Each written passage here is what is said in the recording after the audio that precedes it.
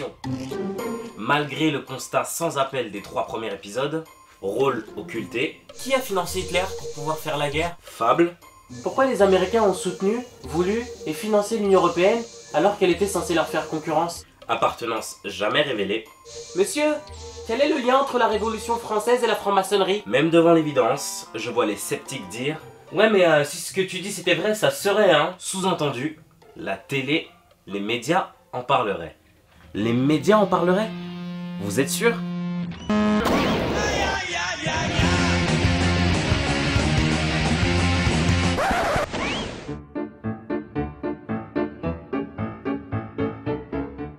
Une question s'impose. Y a-t-il un mot d'ordre dans les médias dominants? Dispose-t-il de cercles où ces mots d'ordre sont décidés?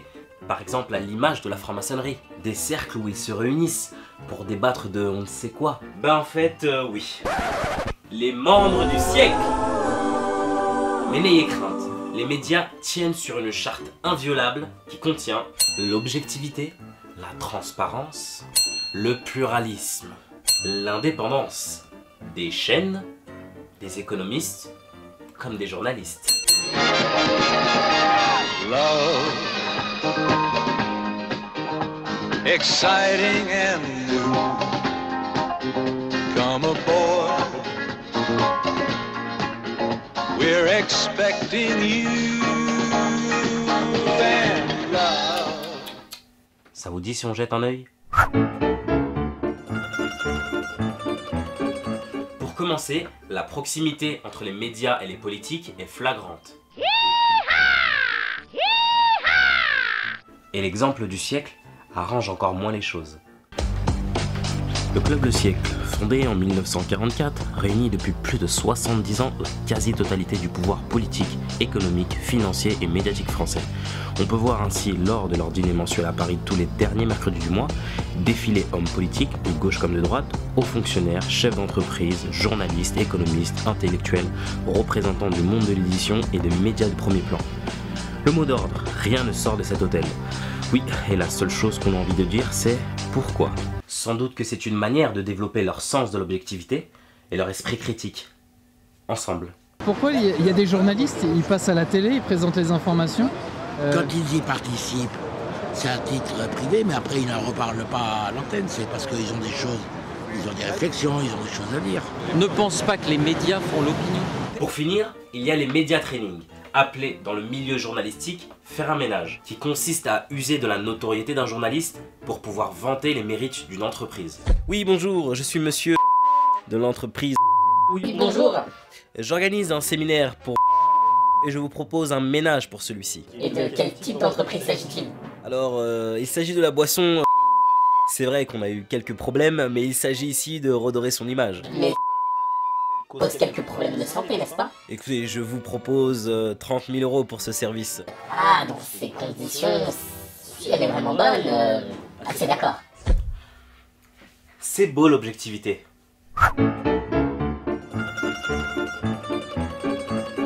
Plus les médias sont nombreux, plus leur concurrence apporterait un meilleur traitement de l'information. Ce qu'on oublie de préciser, c'est que ces médias, télé, radio, presse, sont pour la plus grande majorité tenus par les mêmes. Oui, mais ça aussi, si c'était vrai, ça se serait, hein.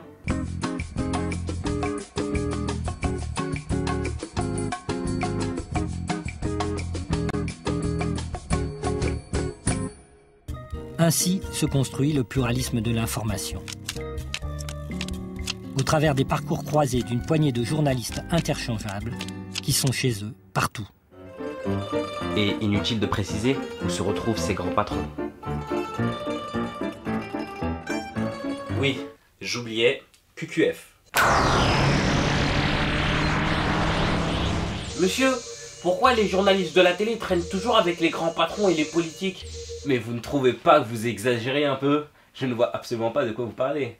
Par exemple, vous connaissez pas les dîners du siècle place de la Concorde? Well done. Ah non, je ne vois pas de quoi il s'agit. C'est quoi? Encore, cette réaction du prof peut se comprendre. Mais quand il s'agit de ça... Tu connais pas le dîner du siècle? Le dîner du siècle, c'est un endroit où tous les derniers mercredis du mois... C'est ça le piège, vous foutez de moi là? À l'Automobile Club de France, place de la Concorde. Place de la Concorde. Ou de ça. Hier, il y avait le dîner du siècle, hier. Il y avait le dîner du siècle. et toutes les élites. Il y avait Nicole Notat, vous devez connaître Nicole Notat. Non? T'es branché complot quoi. Hein? T'es branché complot quoi. Non? C'est ce qu'elle y était? Là il y a une révolution, c'est pas un complot là. Il y a une révolution. Ouais. Et nous on est révolutionnaires.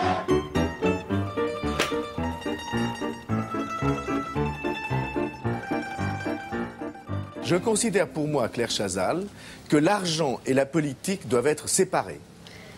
Je pense que l'un ne doit pas avoir base sur l'autre, notamment lorsque ces puissances économiques détiennent de très grands médias. TF1 n'est pas le genre de chaîne à relayer une information qui compromet un tant soit peu l'image de son investisseur.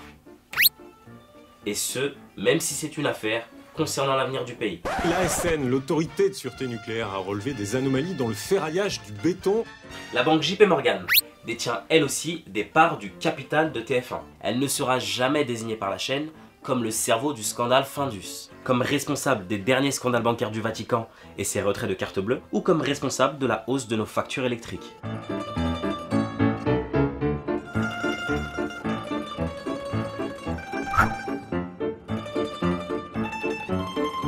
Exclusivement présentés sous leur titre universitaire, l'intellectuel et l'économiste ne sont que très rarement présentés comme représentants des intérêts des banques, même s'ils y siègent en tant qu'administrateurs et qu'ils sont rémunérés par ces mêmes banques. Au point que les mêmes qui n'ont pas vu arriver la crise sont les mêmes que l'on invite pour pouvoir la commenter. La question que je me pose, si économiquement tous s'accordent, le désaccord politique est-il bien réel?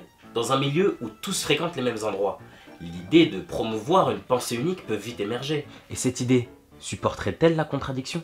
Et d'autre part, en faisant ça et en s'endettant, de permettre à ce que les détenteurs de monnaie internationale à l'échelle mondiale, je suis d'accord avec Jacques Attali. Bon ben, peut-être qu'on peut encore penser par nous-mêmes. On a chacun le droit de penser ce qu'on veut, mon Patrick. Non. Quoi? Non. Mais malgré tout, si les médias ont pour mot d'ordre le silence en privé, pourquoi ne l'auraient-ils pas en public? Sur ce, c'est encore à vous de choisir. Soit vous choisissez la pilule bleue. Oui mais ça aussi hein, si c'était vrai ça serait hein. Ok, t'as tout compris. Regarde par ici. Vous choisissez la pilule rouge. Et c'est à vous que je donne rendez-vous pour le prochain Restez débranchés. Lumière.